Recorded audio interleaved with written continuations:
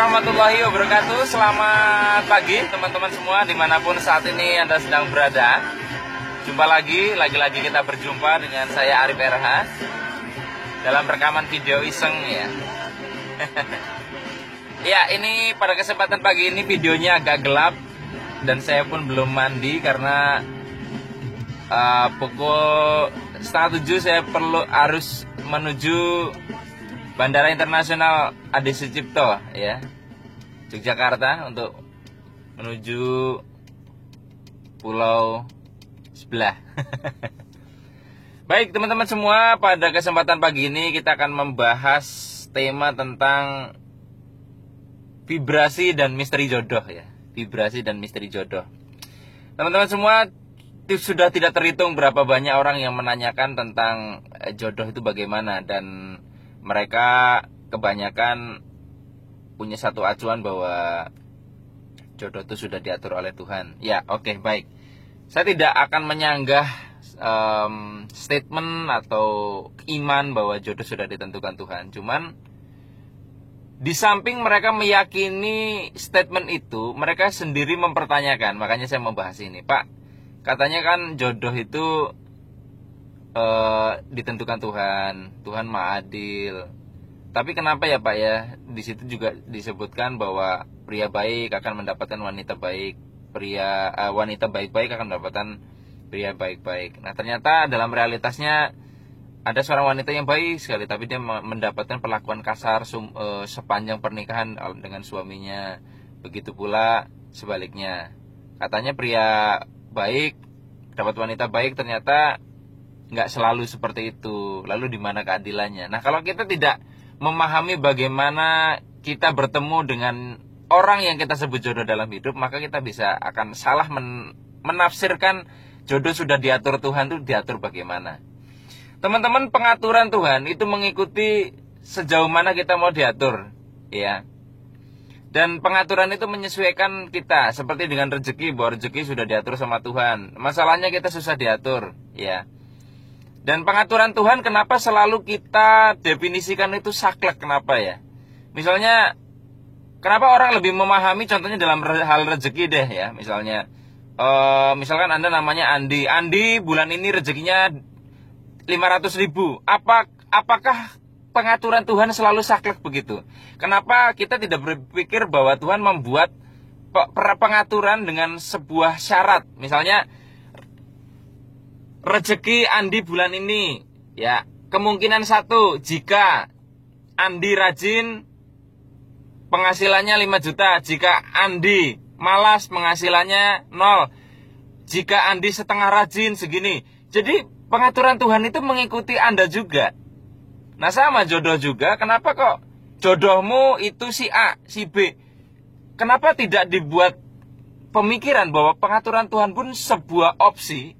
1, jika Andi ya mau memperbaiki diri, jodohnya si A. Jika Andi tetap dengan perilaku seperti ini, jodohnya si B, dan seterusnya. Kenapa kita menganggap bahwa jodoh ditentukan itu saklek dan kita tidak diberikan kesempatan untuk memilih? Nah, itu yang pertama yang perlu kita ubah dalam mindset, bahwa sebetulnya pengaturan Tuhan itu tidak saklek seperti itu. Yang kedua adalah bahwa kadang kita nggak jelas mendefinisikan arti jodoh itu. Ya, kalau kita amati baik-baik, jodoh itu apa sih? Orang lebih umum menafsirkan bahwa jodoh itu orang yang kita pilih untuk menikah. Ya. Nah, yang jadi repot adalah berarti kalau sudah tidak lagi bersama nggak berjodoh dong. Nah, kalau kayak gitu jadi rancu. Ya, jadi rancu. Misalnya ya, kalau kita definisikan jodoh itu orang yang kita pilih untuk kita nikahi. Berapa banyak orang yang akhirnya juga berpisah atau bercerai. Berarti mereka dari awal bilang jodoh nggak jodoh dong. Berarti kan jodoh dengan nggak jodoh bisa berubah. Nah, nanti kalau sudah menikah, bercerai, nggak jodoh. Kemudian mereka memutuskan rujuk, jodoh lagi dong. Nah, jodoh itu apa gitu? Atau definisinya harus selalu bersama loh. Setiap orang nanti pasti akan wafat. Kalaupun mereka setia akan dipisahkan oleh kematian. Nah, terus jodoh itu apa? Terus nanti kalau yang menikah lebih dari 1 bagaimana? Jodohnya banyak begitu? Nah, balik lagi teman-teman, saya mendefinisikan jodoh sebagai seseorang yang kita putuskan ya, sebagai jodoh. Ya. Seseorang yang kita putuskan menjadi jodoh. Itu aja. Keputusan kita, ada unsur keputusan kita. Nah, adapun nanti sepanjang kita setelah memutuskan menikah itu apakah masih memelihara keputusan kita itu sama-sama bertumbuh atau tidak, itu yang membuat ini tetap akan berjodoh atau tidak. Karena kalau tidak dipelihara ya nanti bisa lepas gitu loh. Nah, dan kalau dalam kajian vibrasi, dalam konsep samudera kemungkinan, saya bilang bahwa desain alam semesta itu bersifat samudera kemungkinan. Artinya semuanya opsi yang tiada terhingga, di mana kita terlibat dalam memutuskan. Ya seperti, jadi takdir itu longgar. Ya, longgar, ada unsur keputusan kita. Berarti sebetulnya kalau begitu, sebetulnya saya ini di samudera kemungkinan itu sebelum menikahi Zakiyah, ya, sebelum menikahi istri saya itu punya peluang untuk berjodoh dengan siapapun. Ya, dengan alur cerita yang berbeda-beda. Nih kalau saya menikah dengan si ini jadi begini ceritanya, kalau dengan Zakiyah jadi begini dan terusnya. Dan pada saat itu saya memilih satu kemungkinan. Sehingga realitanya seperti ini. Nah, sekarang tinggal saya dengan Zakiyah ini mau bagaimana dalam memelihara kemungkinan yang sekarang jadi realita ini, gitu. Nah, kemudian teman-teman semua, dalam jodoh ini kita juga perlu mengerti bagaimana cara kerja vibrasi kita.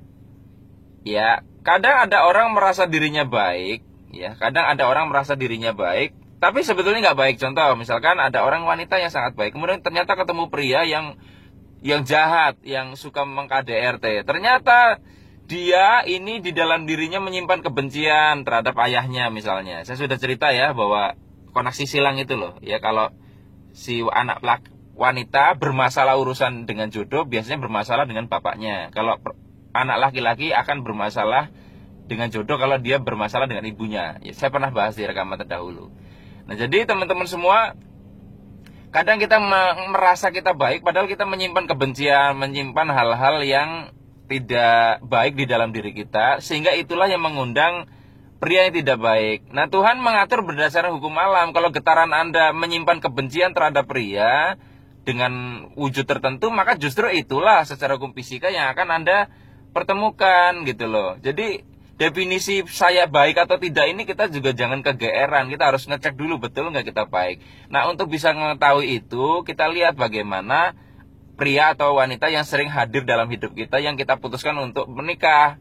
Kalau mereka nggak baik, itu tanda bahwa kita ada sesuatu yang nggak baik di dalam. Jangan mempertanyakan keluar atau mempertanyakan kepada Tuhan kenapa dikasih pria seperti itu. Ya, nah sekarang bagaimana kalau sudah terlanjur menikahi dengan yang seperti itu?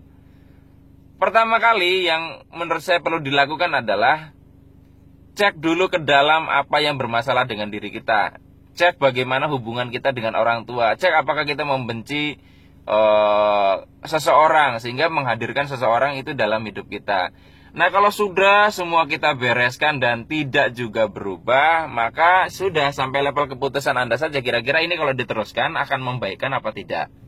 Kadang saya sering sedih ketika misalkan ada wanita yang sebetulnya dia sudah tidak mencintai seorang pria, tidak bisa diperbaiki, susah untuk diperbaiki keadaannya, tapi dia mengatakan ya ini semua demi anak, Pak. Teman-teman semua, ya direnungkan saja kalau misalkan anak ini setiap hari melihat orang tuanya bertengkar, apakah itu baik buat dia? Jangan-jangan nanti justru cerita ini akan turun lagi ke DNA mereka, ada sebuah pertengkaran yang terekam dalam bawah sadar mereka, dan akhirnya mereka akan mengulangi cerita Anda. Jadi itulah direnungkan dengan bijaksana bahwa kadang beberapa orang tua malah justru bisa jadi orang tua yang baik saat mereka tidak lagi bersama. Nah, jadi makanya kalau saya ditanya soal beginian, Pak, saya begini-begini dan suami saya terus apa tidak? Saya tidak mengatakan cerai atau tidak, tapi direnungkan baik-baik sendiri, diambil keputusan sendiri. Karena orang akan bertanggung jawab ketika keputusan itu diambil sendiri, bukan saran dari luar. Ya, baik teman-teman semua, ini rekamannya jadi panjang ini ya. Jadi hampir 10 menit. Jadi intinya adalah teman-teman semua, jodoh, rubahlah definisi jodoh, pengertian jodoh yang sudah kita pahami selama ini. Mudah-mudahan apa yang saya sampaikan pada hari ini bermanfaat. Saya akhiri, billahi taufik wal hidayah. Wassalamualaikum warahmatullahi wabarakatuh. See you.